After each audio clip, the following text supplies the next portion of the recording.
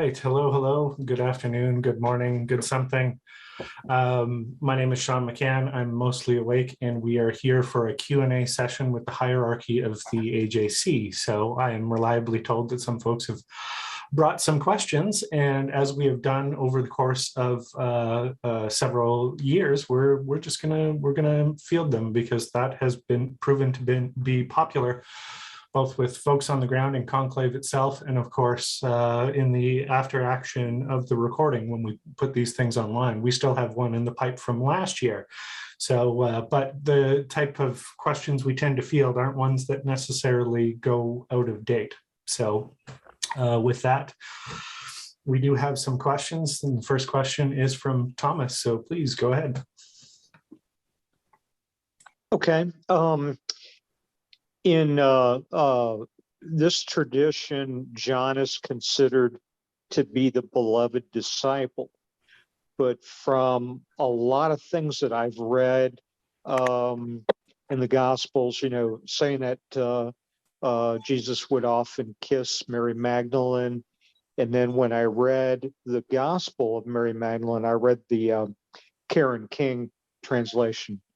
It seemed to me that the beloved disciple would have been Mary Magdalene, and just wondering what your thoughts are on that.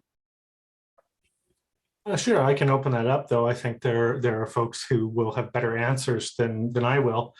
There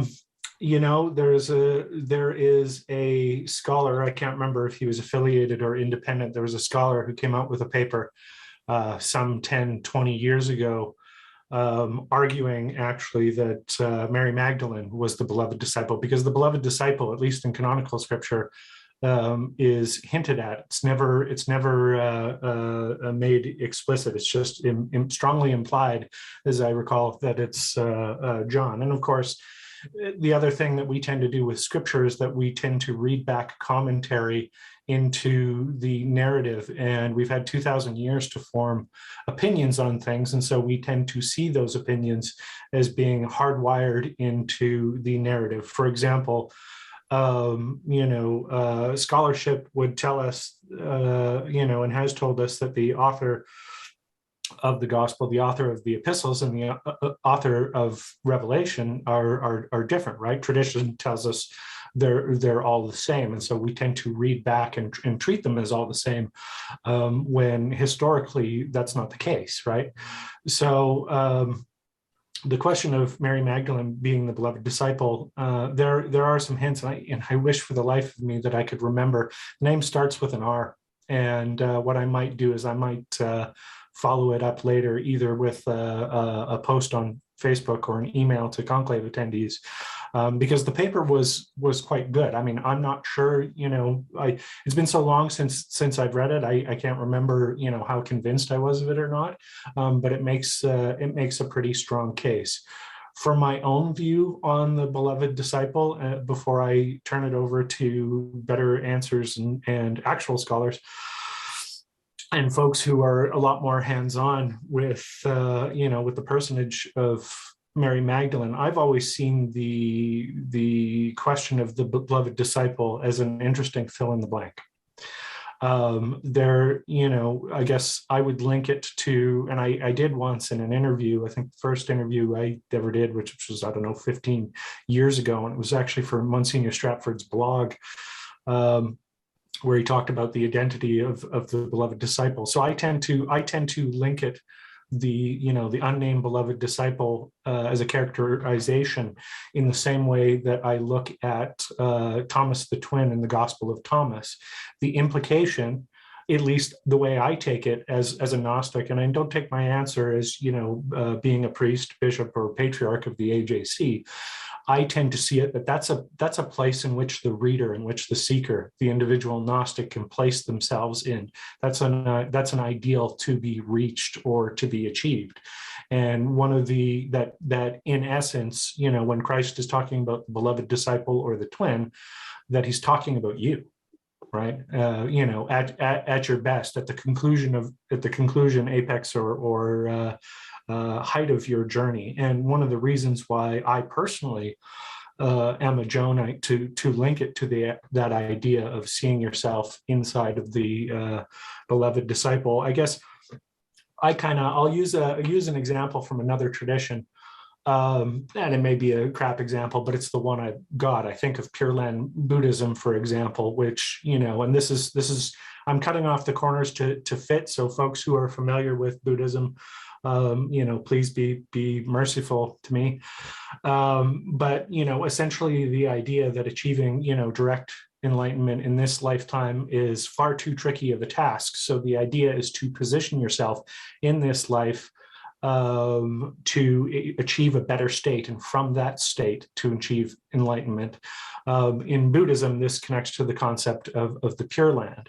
So from the perspective of being a disciple of Christ and of being a Johannite, the idea of, within this lifetime of being able to, achieve the same status as Christ or the Logos, perhaps, is incredibly difficult. And I hold that the difference between, this is my own personal opinion, not the church, that the difference between Christ and ourselves is one of manifestation, not one of quality. All the essentials are there. So I look at it from a practical, spiritual, footpath perspective, that it is a lot easier to step in the shoes of John than it is to step in the shoes of Christ.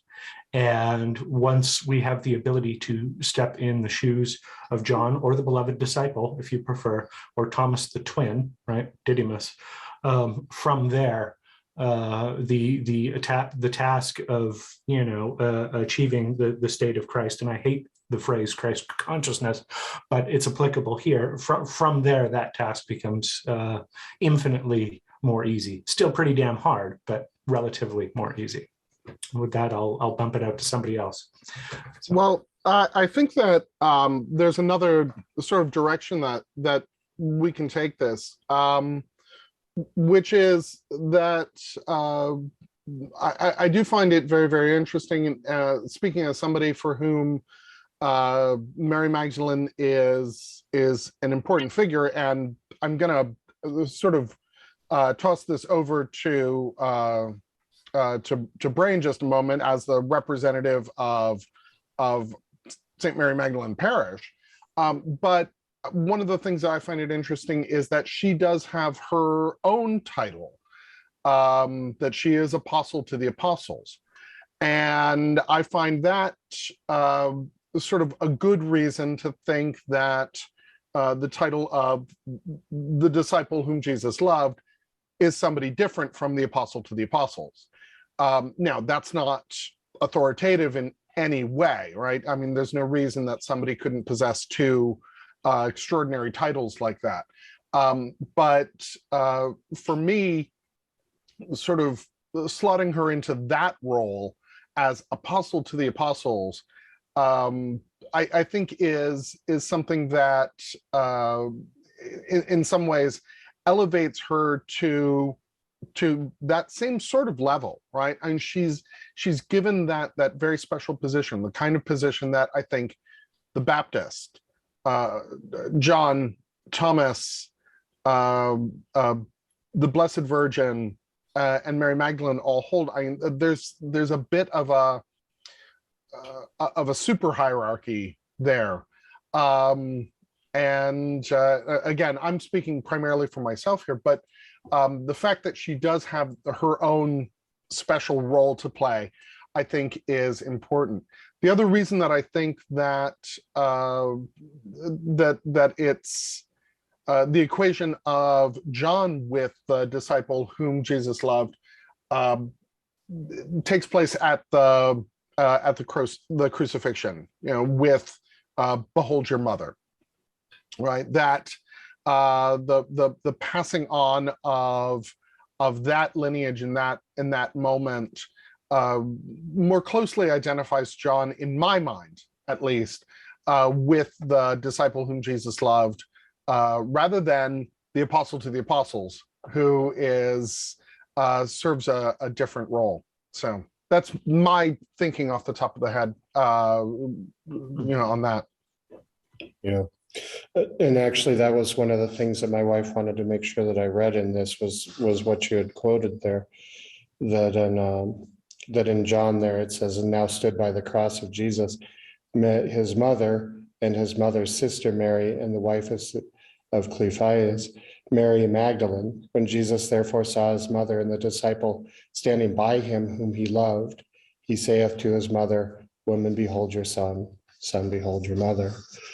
And this is very much that place where there is a distinction there standing between them. But that having been said, when we start to look at the oral tradition, and it's very strange because I learned this from an iconographer, a Jesuit iconographer, and as I was talking to His Eminence about it one day, he was dead set that I had learned it from him and he had learned it from another source. And it's just one of those things that filters into people that it seems to be ubiquitous out there. But this idea that to be Johannite is to be Mary, that in that action of mother, behold your son, son, behold your mother. And in that action of John really becoming a speaker for and a custodian of Mary, he took on that energy that in some ways they are inseparable. So if you look at the Last Supper and stuff, and you're saying, well, is that John or is that Mary? I would be hesitant to say that it's not both of them.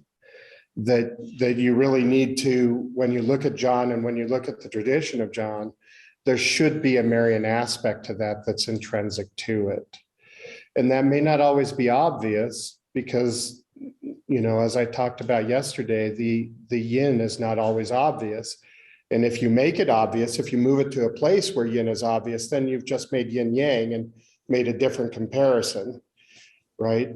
It has to be something that's subtle. It has to be something that's innate, and it has to be the ubiquitous glue that holds everything together.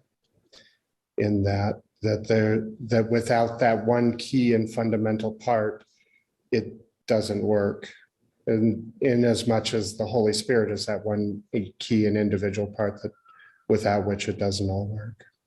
Well, thank you very much, Brave, for reminding me that I should have just shut the hell up and let you talk. Because I mean, you hit like 4 more points, much better than I did. So, and I had my own little aha moment when you were actually reading that there is this specific address to the women, right? And then there's the address to John. And I that had never clicked in my brain until you read it just now. So half of me just wants to like go off and just contemplate that, and we'll let you guys do this for the next hour. I was going to add a little bit of a tactile element to that, and I realized the question started off with the Magdalene, but we're talking about all things Marian at this point.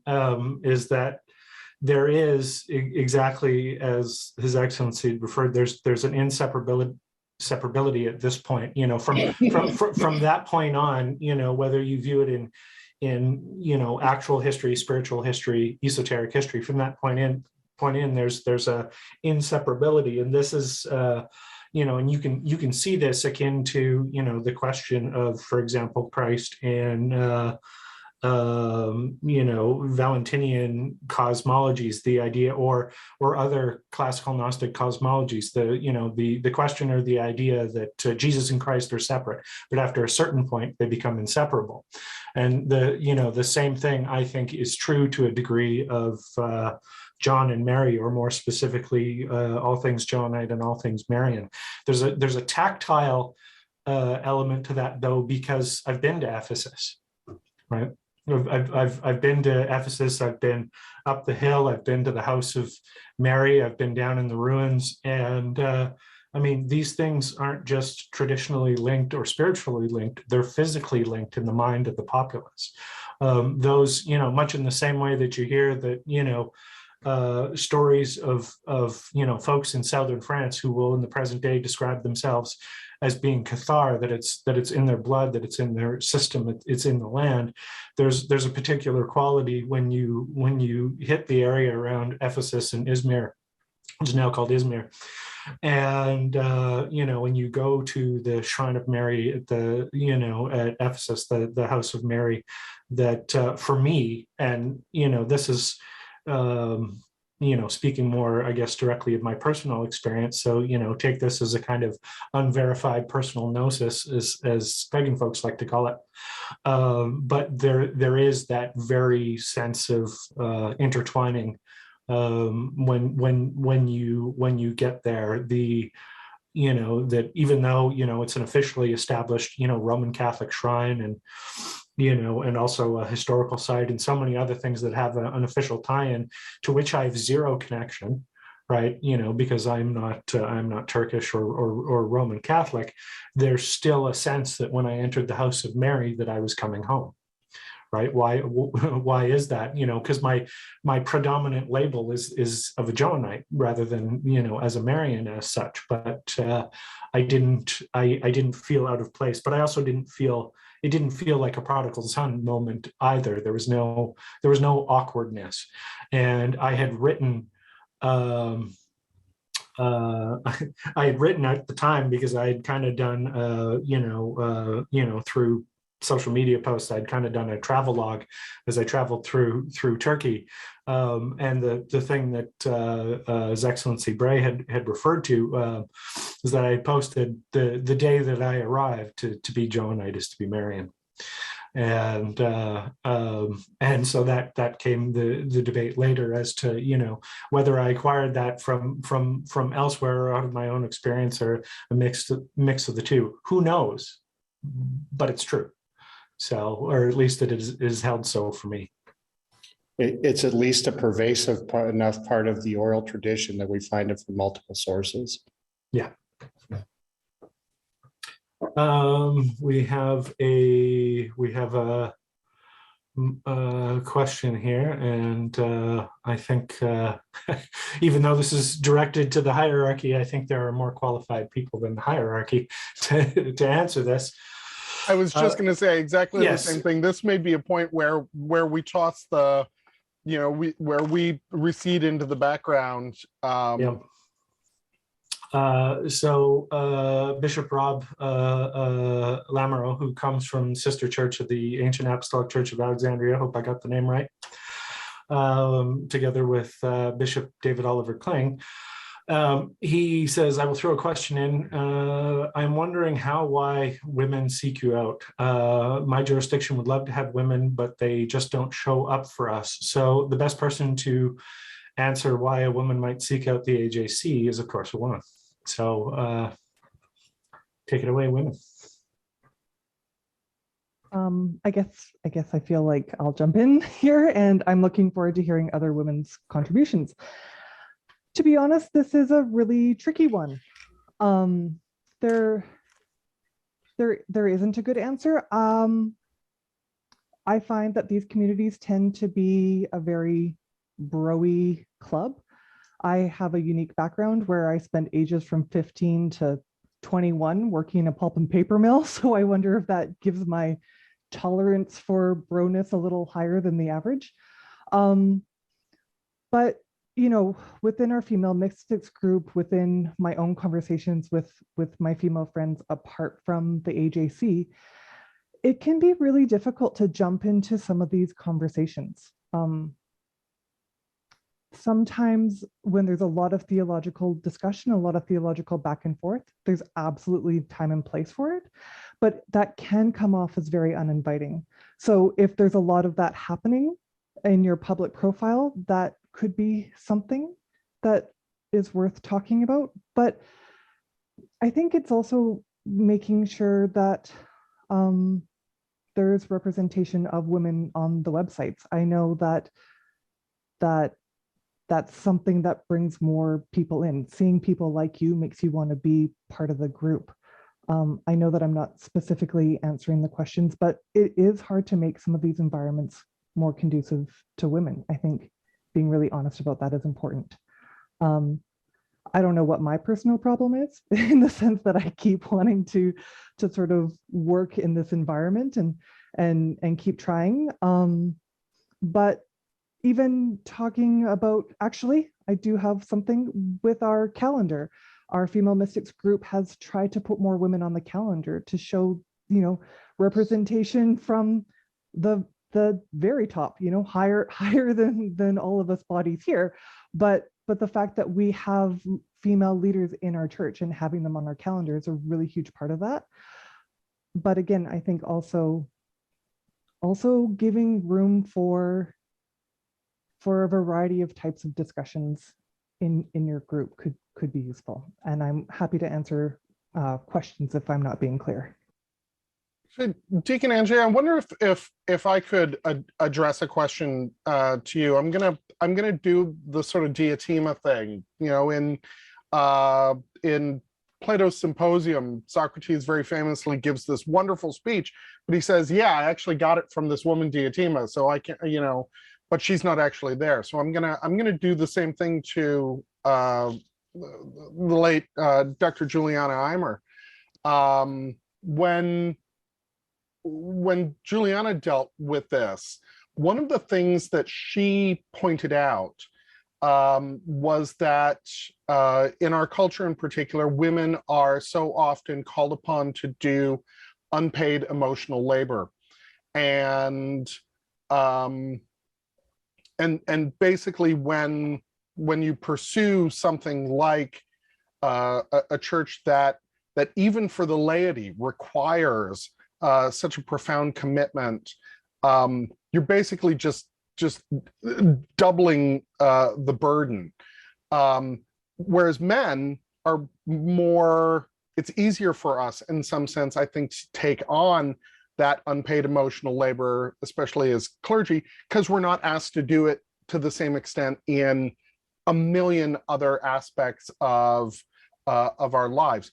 And I wonder if you would be willing to speak to that, because I think that we've actually talked about this a little bit before, and you've got some really important things to say about that.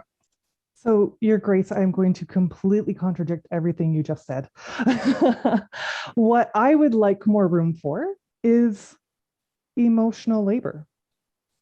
There is so much intellectual labor, exclusively intellectual labor, that happens in these conclaves, in our parishes, that there actually isn't always a ton of room for heart. Now, this is totally going to sound like a chastisement of my personal parish. That is not what is happening here. I really love my parish. I really love my people, and so I don't want that. You can talk crap about me. It's okay. No, I'm right here. Yeah, no, just behind your back. No, I'm teasing, Your Eminence. No, actually, a little bit more room for the emotional, a little bit more room for the grace of spirit to flow in our meetings. I understand that in this context, we're all, heads in a Zoom screen, and there's a limit to that. But when I am with, I spend a lot of time in women's circles actually outside of the AJC to fill that role. But there's naturally going to be this caring and this kindness. And I think in order to avoid getting weird and culty, we almost put barriers up to that expression happening in our communities. Now, I did a talk on cults last year, so I am very pro not being a cult. So again, nobody get confused about that. But I do think we need to make a bit more room in maybe our conclave that we meet in person, where there is an opportunity to express kindness in some way to one another, such as a blessing or prayer, or it can look like whatever it needs to look like for our community.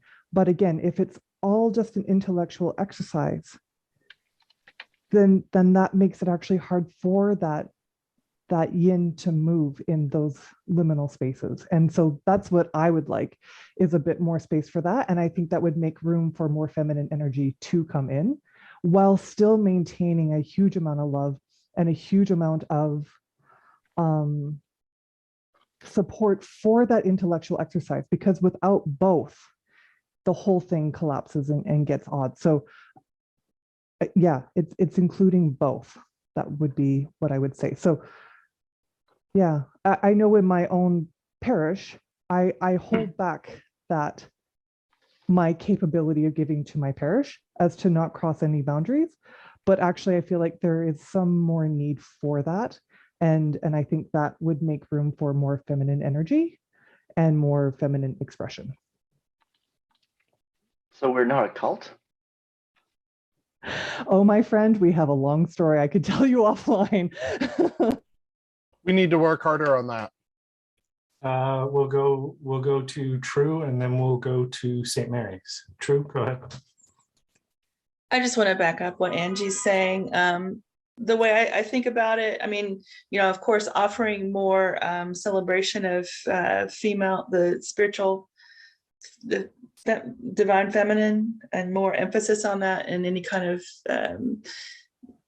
presentation helps. But I think of the masculine as transcendent, or this abstract intellectual talk that we have, and the feminine as being imminent and immediate and part of those connections that people develop.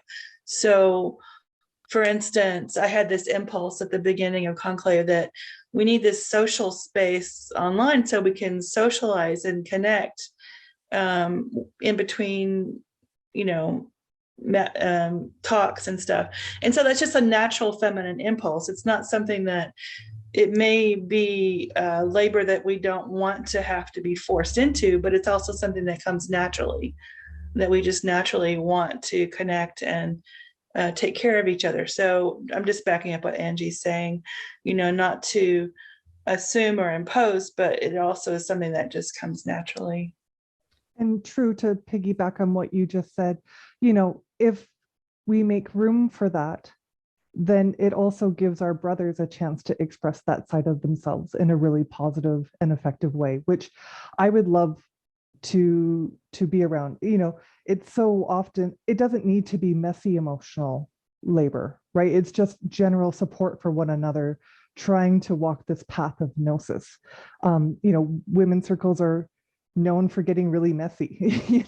That's not what we're talking about here. And sometimes, honestly, I love it. But in this environment, we could make room for the feminine to express for our brothers in a different way, which I think would really help. Over to St. Mary's, Bray. So as I mentioned, we're actually having church right now, and this is taking the place of our homily, and one of our members wanted to say something here, so please. You're welcome to stay there or come over on screen, whichever you prefer. If you want to. Come on down. Absolutely, come on I up. see you. You can take my place. Oh, okay, thank you. All right. Hello, my name's Elizabeth. I've been part of this church for about 3 years now. And just when this question was asked, Ray asked if any of the women in the room have any thoughts. So I thought I would just share my experience and answer this question of what attracted me to this as far for being a woman. And it's kind of mixed. I mean, my husband was the one that found this church, and I came with him. But I grew up in a very Protestant church, the Church of Christ specifically. And so it's very masculine led. All the men led the services, led the communion, all of that. And the women did all of the work in the kitchen as far as preparing the communion, preparing the meals, getting the coffee ready in the morning. And I mean, that in itself, I really don't see an issue with, but just if there's more that people want, I saw that when I came here. And more than just like the roles I could play if I wanted to, I saw that the church itself incorporated, like we've mentioned, both the masculine, the divine masculine and the divine feminine. And it was like foreign to me when I first came here, because I had a peripheral view of Roman Catholic Church with the Virgin Mary and how she is so prevalent. But I mean, she was just kind of an icon to them as far as I could see. But here, like we were just talking before about the dichotomy of being John and Mary, almost being the same, includes both the masculine and the female already. And it's already incorporated like just having the whole picture, that's the whole circle that's required, I think, and I was missing part of that. So if the point is, I just feel like coming here, I saw the whole picture of masculine and feminine that I didn't see before. And that made a difference. And like specific examples too, I'm fortunate to have Bray as my priest, now bishop, and his wife. She also plays pretty much an equal role to him and leads a feminine liturgy on a regular basis. So seeing that all working together was really new to me. And, I think it's attractive as a woman and just as anyone joining a congregation that includes everything. So anyway, those are my thoughts, my example. Sounds like we're at least doing something right there. So it's actually really, really good, I think, for us to hear that, because that's also a reminder of how much more we can do. Yeah. Anyway, thank you for letting me share. Thank you for sharing. Thank Yeah. you. That's great. Thank you. You're much better in that seat than me.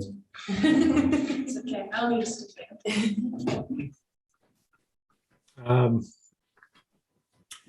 Chris had a thing saying, and I don't want to steal Deacon Angie's talk, but I think there are enough things that we can talk about 4 or 5 possible different views, and as well as I'll give a disclaimer before I get into what those views are and why. So Chris asked, so I'm very interested in the philosophy behind Jesus and Christ as separate. Could you discuss and elaborate more? So anybody who has spent time, working under my oversight in seminary, either as a mentor or as the guy who marks papers, will know that, of course, we have a couple different streams in our seminary program. And one of them, of course, deals with soteriology, right, and Christology.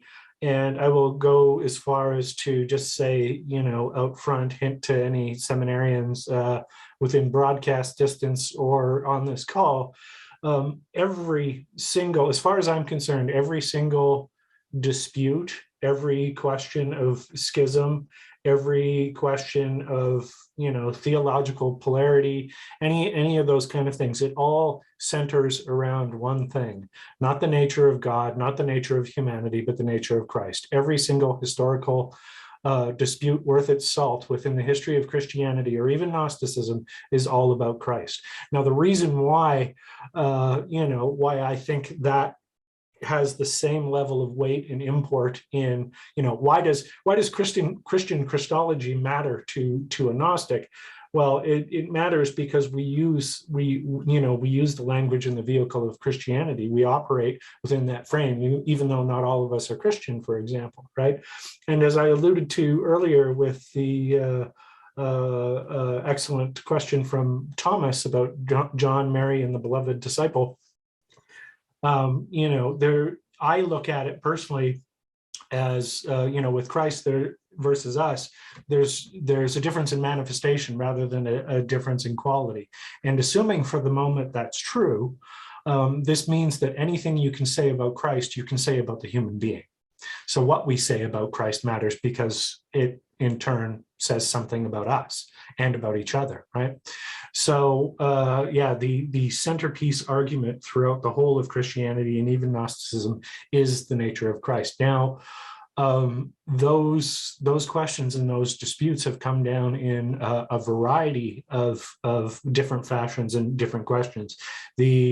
The kind of preeminent historical dispute for Christianity was the question of whether or not, Christ as the Son, as Jesus, let's just link those together for a moment for the purpose of historical discussion, whether or not Christ, the Son, Jesus, the Logos, et cetera, is co-eternal with the Father or begotten by the Father. And this This, of course, was the driving factor of discussion, argument, and even fistfights for the Council of Nicaea, where Santa Claus punched Arius, the heretic, and Arius had a significant bowel movement and died. I'm not sure if the two events were connected, but he's not recorded as having a very pleasant demise.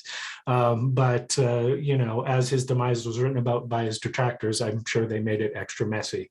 So. And so the question, of course, was whether or not Christ was co-eternal with the Father or begotten of the Father. And and this came down to the difference in position came down to literally one letter in a theological term, literally one iota, because it's actually the Greek letter iota, right? Homoousios versus homoiousios. And for the life of me, I can't remember which one is which, because it doesn't actually matter as much to us. But it mattered basically whether Christ was on par with the Father, as a member of the Godhead. Some additional views that you have, of course, is you have the adoptionist position, which sometimes has been linked to or confused with Sabianism, as I remember. And Sabianism, as you remember from Dr. McGrath, is also kind of implied that the Mandeans are the extension of, but, and I may be confusing this in my head and getting some of it wrong. I'm not so sure that's the case, because the Mandeans explicitly aren't that big on Christ.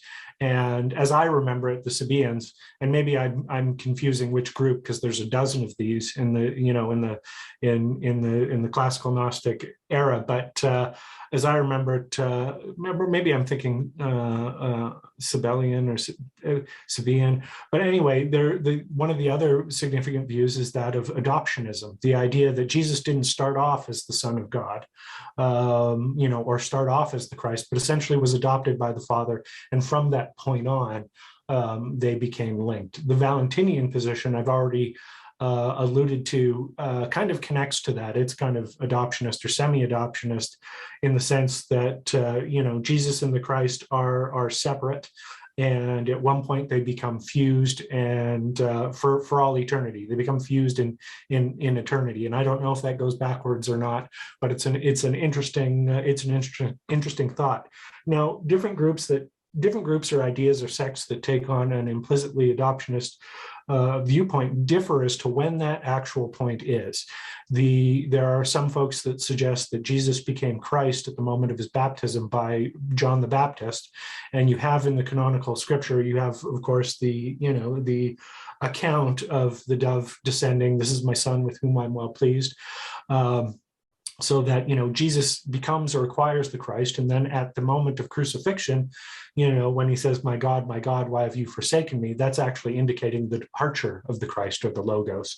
So that, the abandonment, the sense of abandonment experienced by Christ on the cross is not actually, symbolic or, somebody moaning on Twitter. It's very, very real, right?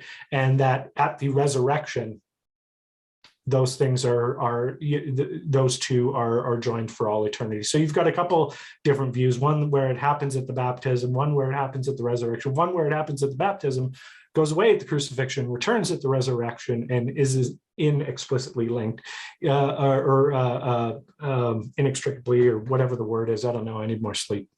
There are a couple other views, and the funny thing is there are folks who have come to Gnosticism by things, for example, like the Da Vinci Code, and the Da Vinci Code makes explicit reference to Gnosticism, but throughout the book and the film that they refer to it as the idea that Jesus was always human, he was never the Son of God, and that the Gnostics had it right, that they said that Jesus was actually human, and the church tried to cover that up and link to the two together.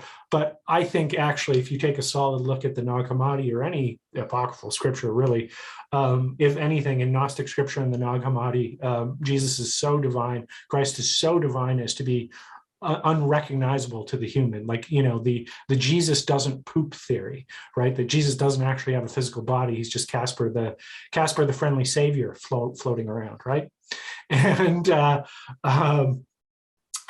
So the Da Vinci Code completely, misrepresents Gnosticism in that regard, though in a very entertaining package, complete with Tom Hanks.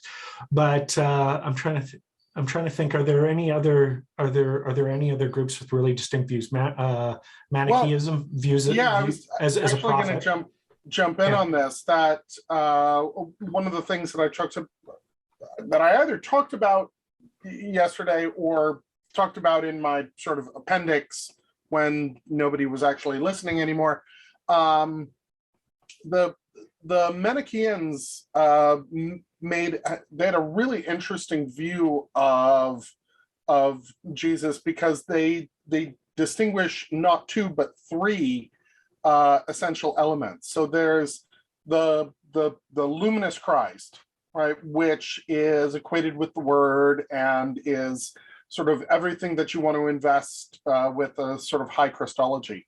There is the Savior, Jesus, right? There is the human prophet who teaches a message, and then there is the sort of Jesus Patelbus, the suffering Christ, and those are three very, very distinct phases or hypostases or whatever, however you want to see those. And the distinction actually has a kind of lovely logic to it, because there does seem to be an adoptionist dimension in Manichaeism, because the human that is given birth cannot possibly be the divine word, because we don't want to sully the divine word with something as gross and nasty as being in a womb. Go ahead and insert misogynistic criticisms here, but so there is this adoptionist moment where the luminous Christ becomes, as it were, sort of united with the messianic Christ, and then at the end there is again that departure, so that the suffering is in appearance only. So that's the Manichaeans, for good or ill.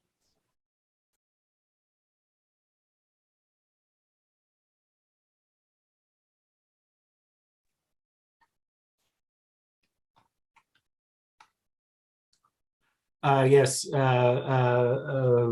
both Deacon Angie and Bishop Tim have noted that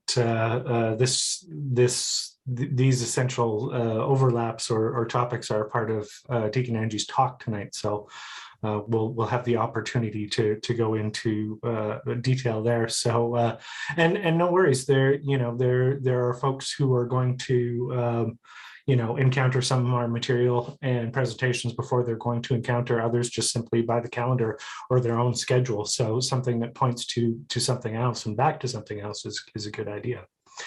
All right, next question, if somebody's got a question.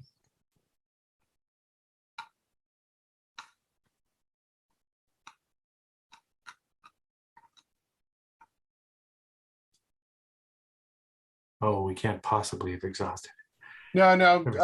True's got a question here. Oh, okay. I'm not True. Go ahead, and I'm not sure I'm following the question here.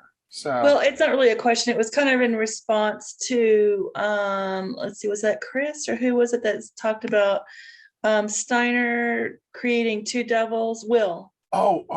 And the two devils are Lucifer and Ahriman, but we'd heard about Ahriman. Was it in the Zoroastrian? There was a talk we heard yesterday where somebody was talking about, and I was wondering if it was the same Ahriman that Steiner used in his, if it was. Yeah, also, for sure it is. Yeah, that's okay. Ahriman is the it's really the Pahlavi, the Middle Persian reading of the Avestan term Angre Manu, which simply means angry spirit. and it really is this satanic figure. So much so that if we look at the Manual of Ilma Kishnum, they actually use the terms Satan and Ahriman and Ahrimanyu interchangeably. So there's no doubt in my mind that Steiner is using that same terminology when he's talking about Ahriman. That's coming straight out of the Zoroastrian tradition. So yeah, that's definitely what he's talking about. He had an interesting tweak to it that Lucifer was calling us out of having a body, to deny our body, and to think that we were all light. And the Ahriman was pulling us into the body and to deny that we had light. So they were evil forces pulling us in opposite directions, and that our task was to somehow stay in the middle, to know that we're both light and we're in a body, and that we're to stand with our feet on the earth and to be between heaven and earth. And that's our task. So there, I think that as soon as you start to associate Ahriman with materiality, you're into Manichaean territory, not necessarily Zoroastrian territory, because there isn't that same horizontal dualism in Zoroastrianism that we see in Manichaeanism. The equation of evil and matter is very, very much the Manichaean thing. Zoroastrians, Ahriman is not the creator of matter. The creator of matter is Ahura Mazda. So matter still is something that is from the good God for Zoroastrians. Ahriman simply destroys.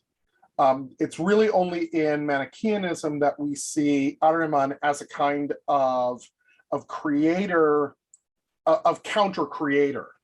And so it sounds like from what you're saying, Steiner is really drawing on that sort of Manichaean idea of Ahriman as the creator of matter. I was just going to piggyback on there temporarily to say that there has been the suggestion that there are two devils in Gnosticism. And this was addressed by Deacon Jonathan Stewart in his talk on the...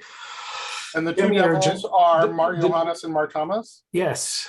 Yeah, and the about the demiurge in the Gospel of John, and that comes out of a thing that was alluded to or referenced in an essay by Dr. April DeConnick, that a possible translation for a particular passage in the Gospel of John, where it refers to you are of your father the devil, that the actual translation refers to the father of the devil, not of your father the devil. And so the idea that essentially that there is a evil hierarchy, as it were, the idea that kind of implies the idea that Satan or the devil is under the demiurge.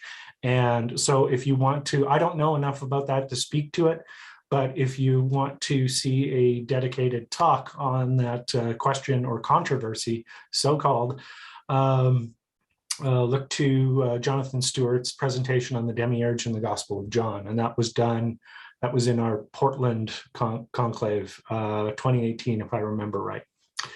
Our next question comes from Local Gang. I'm so happy to see that we get Local Gang coming out from my parish, St. Joseph. Mike says, I have a real greenhorn question about the value of apostolic succession. I grew up in a Protestant church, not mystic or esoterically minded in the least as a group, and the church made no effort to trace itself back historically. Is there a deeper value to legitimate succession besides a historical claim to authority? I think that actually this is one that came up in the still unreleased Q&A from last year, but we always find new ways to approach things and new reasons for approaching them, so we can tackle it here. And I think our clergy and laity are going to have some different views on this, but I'll come at it with my own. Well, it's also there's I guess the word I would jump to immediately, which perhaps is I'm taking an esoteric view on it, hitting the gas and taking an esoteric view on it right away, would be the concept of the egregor, the group or community mind, that kind of linkage to something bigger than yourself. There was a priest who gave a homily, a Roman Catholic priest who gave a homily, a decade or 2 decades or maybe longer ago. And I don't know if the story is true, so I'm relating it third hand. If they're anything like us, they pull all sorts of stories out to illustrate a point. But he told a story about a guy who, a grandfather with his grandson, and he approached his grandson and he said, son, stick out your hand. And so the son stuck out his hand. And, the grandfather, took his grandson's hand and clasped it firmly and, and let it linger for a few seconds. And he says, you just shook the hand of the man who shook the hand of the man who shook the hand of the man who shook the hand of the man, and so on and so forth, that shook the hand of George Washington. Right? There is an idea beyond St. Mary's has to run. Thank you for joining us, and thank you for contributing. And please keep all of us here in your prayers over there, because God knows we need them. We sure will. Thank you all. Thank you.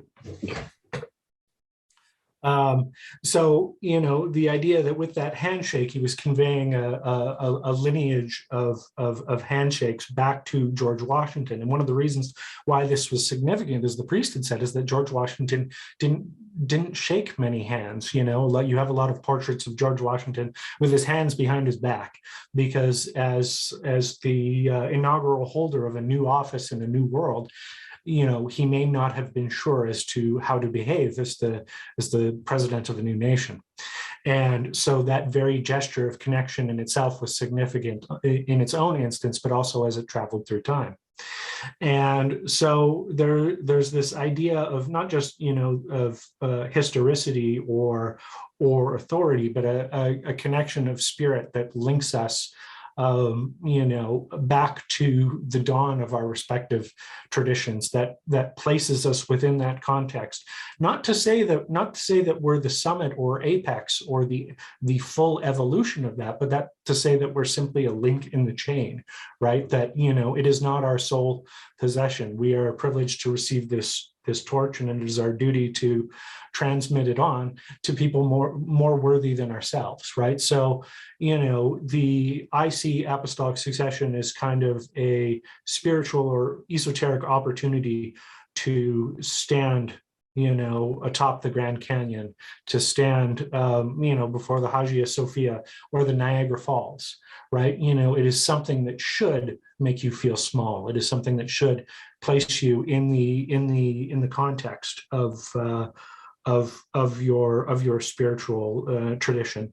I do think it does have a tactile and real spiritual power to it, but there's also a social and community aspect to it. It functions on multi levels across past, present, and future, but also across people in the present day. There's a thing that links us to each other. Most of the parishes in the AJC will use an anti-mens, for example, as the altar cloth. And anti-mens, it comes from anti-mention, which means in place of a stone. And it's a cloth that's signed and inscribed by a bishop, showing that the priest is in communion with the bishop, who's in communion with the church, and so on and so forth, so that it doesn't just link us in time, it also links us in space.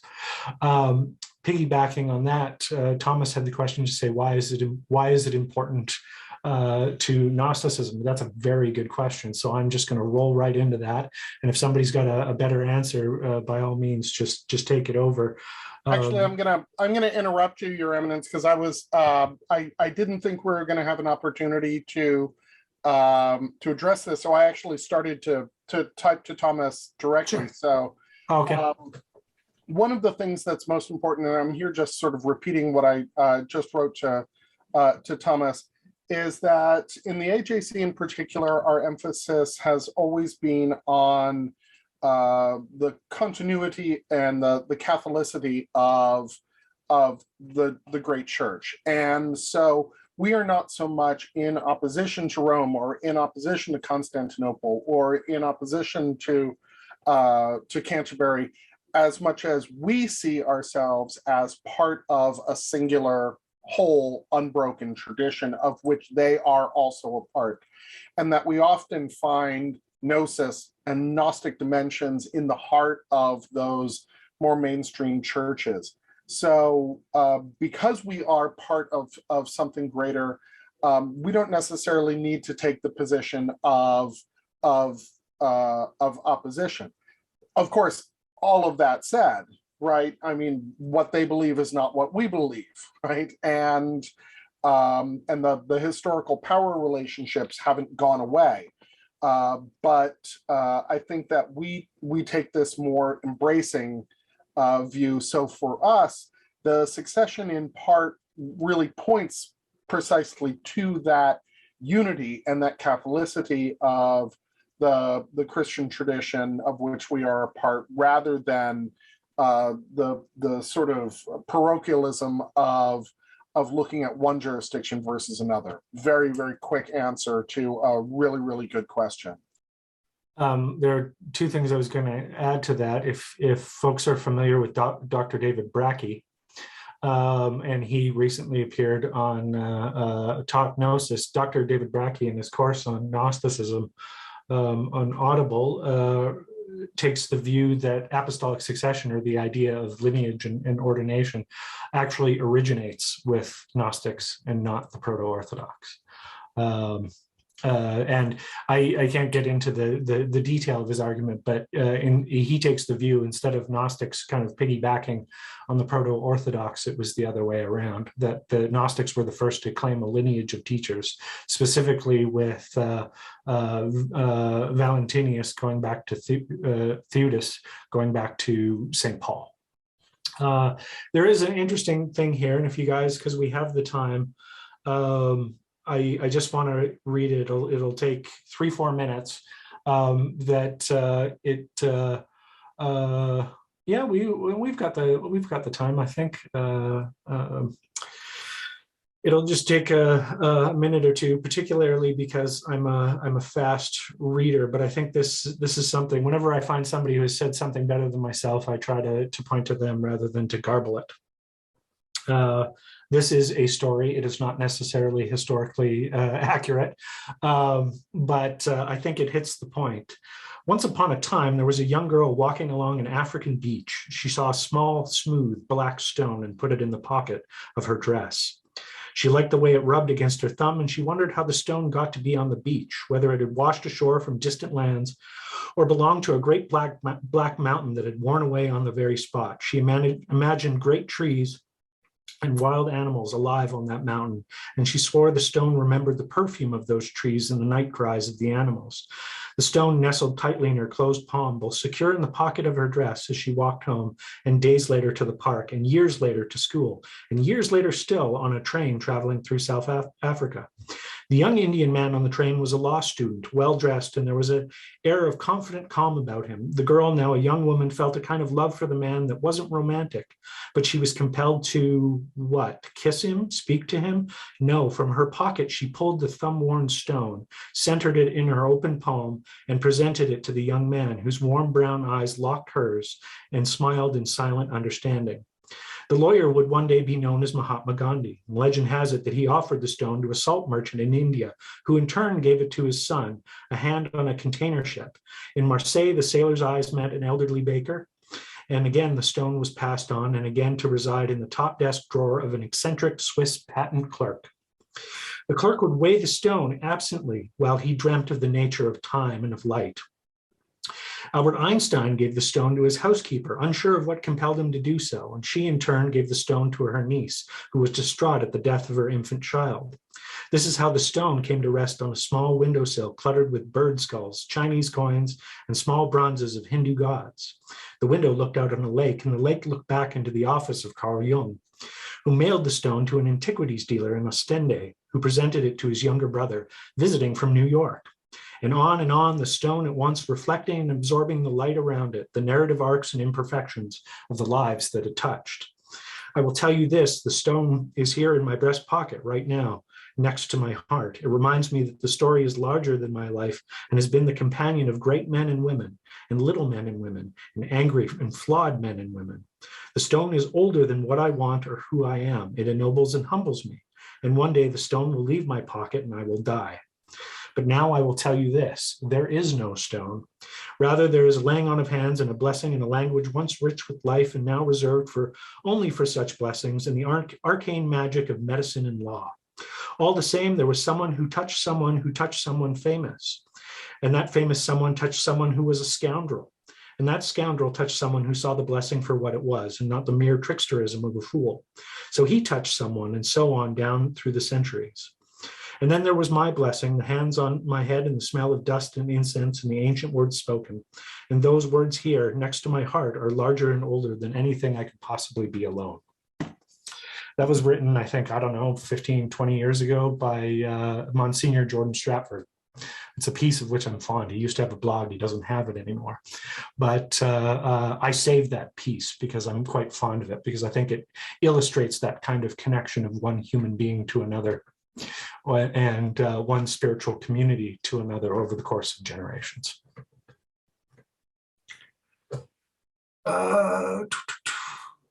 Sorry, looking back, questions. Historical question about if Zoroastrianism is older than Hinduism as well as Ifa, or what the chronology is. Obviously, I'm going to take this one since I've been immersing myself in this for a couple of months at least now. So I can't speak to Ifa. Ifa has its roots in very, very old West African traditions, but it doesn't seem to be attested historically any earlier than about 7th century CE. But it's clearly already well established at that point. But I don't know that we have an easy dating for Ifa. In terms of the relationship between Hinduism and Zoroastrianism, it's a little bit easier because the Avestan texts that we have and the earliest Vedas, particularly the Rig Veda, seem to be written in a really, really similar dialect. And they even use a lot of the same phraseologies. So it seems very, very clear that those two textual traditions sort of emerge right around the same time. Mary Boyce, argues very persuasively, I think, and very strenuously that both emerge from an Indo-Iranian tradition that predates both of them, and that there is just sort of a division that way. Of course, if we're talking about Hinduism as a practice, I think we do need to distinguish between Hinduism and the Vedic religion, because they're not, although they're related, they're not necessarily one and the same. And the emergence of Hinduism as it's practiced today is significantly later than Zoroastrianism, because that seems to be something that it's kind of an adaptation of the Vedic religion. But if we look at a sort of continuity of Hinduism and the Vedic religion, we would need to date that to right around the same time as Zoroastrianism.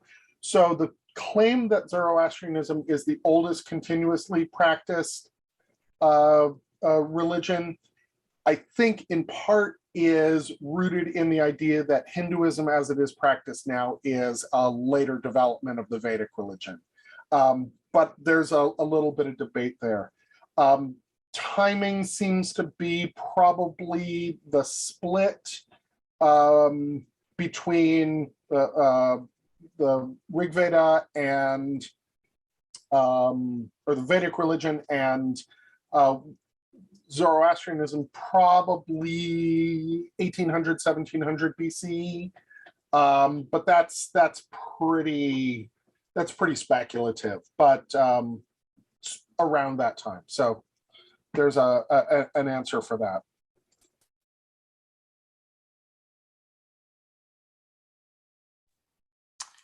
We've got about 10 minutes before we wrap, but we've still got time for questions.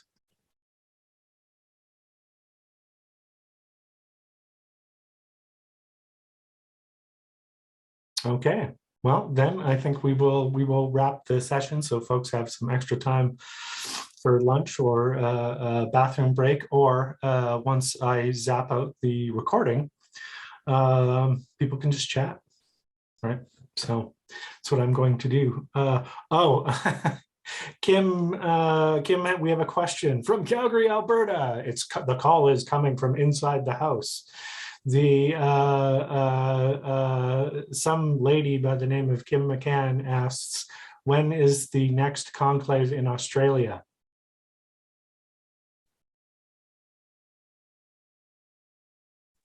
I serve at His Eminence's pleasure. I guess, you know, we could do it at a time when, you know, next it becomes affordable for folks to do so.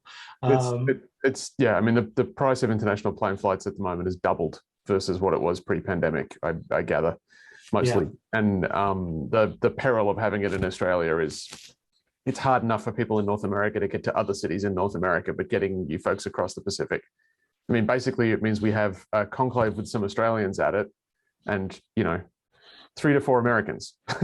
Yeah. Well, and that's how we did it when we did it in 2012. We had 4 or 5 folks who came over, and the rest were Australian. 3 Americans and 1 Canadian. That's right, and 2 Canadians if Kim comes along, and she says she's okay with that. I mean, this was 10 years ago, exactly 10 years ago. We had conclave in Sydney. And, you know, I remember what my ticket cost, and it was a steal at the time for, I don't know, I think it was around $1,500. And it wasn't cheap, but I'll tell you, it was a hell of a conclave. And also, as I will say every time this comes up, Australians make the best coffee. And I say that as somebody who has had Turkish coffee in Turkey. Also, we'll cook you kangaroo. That's right. Because we literally we made them eat kangaroo before we let them pet one. The Texan in the room is loving this, I think.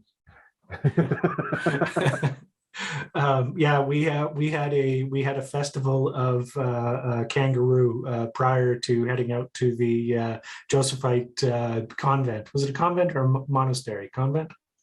Josephite convent, where we spent the week for Conclave 2012. And I'm not very adventurous when it comes to eating. You know, I'm the guy who likes vanilla ice cream and salt and pepper chicken wings. For breakfast. Adventurous for him is, you know, a different kind of ketchup on his KD. That's right. And we're big fans of KD around here. And but yeah, I mean, it was you know, it was quite enjoyable, and it was a hell of a trip. And I do look forward actually to eventually having another conclave in Sydney, because invariably we do tend to revisit stuff. Conclave has a couple of purposes, you know, historically. It's not only to raise the flag in new cities and in countries, which we have done with new groups. It's also to revisit communities as they grow and to boost local communities. And so there's been a couple times where we've had repeating location conclaves. We've done Madison, Wisconsin twice. We've done Cincinnati twice. We've done Chicago twice.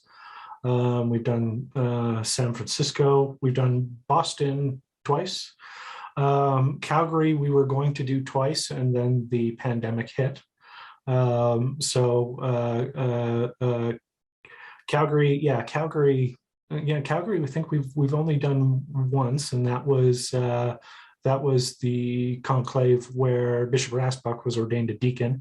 That was in 2006, and we were going to We were going to do one for 2020 because that was the 20th anniversary of the church. So I figured making everybody come here would be a good thing, but the world had different ideas. There is, Mark Thomas has already answered the question, but for the benefit of the folks at home, I think this is a good one. Lauren asks, any linkages with the Ecclesia Gnostica and any views on that church's approach to Gnosticism? We've got massive respect for the Ecclesia Gnostica, and I can say with confidence that if it wasn't for the efforts of Dr. Stephen Heller to not only popularize Gnosticism, but to make it accessible as a tradition, both from the church perspective, but also from the academic perspective, that most of us wouldn't be here. So we are indebted in a great way to the work of Stephen Heller and the Ecclesia Gnostica. As for linkages, we have no formal linkages or official relationships. However, we do have a lot of friendships. The world of ecclesiastical Gnosticism and the independent sacramental movement, whichever term you want to use, and they overlap, but not completely. It's a small world. And so in the course of our ministry and work and travels, we've encountered them plenty in the course of their ministry work and travels.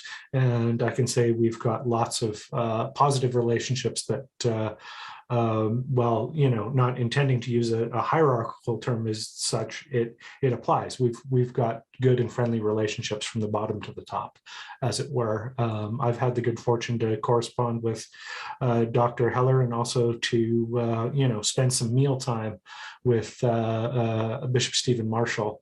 And my experience with both of them, even though brief, has been fantastic.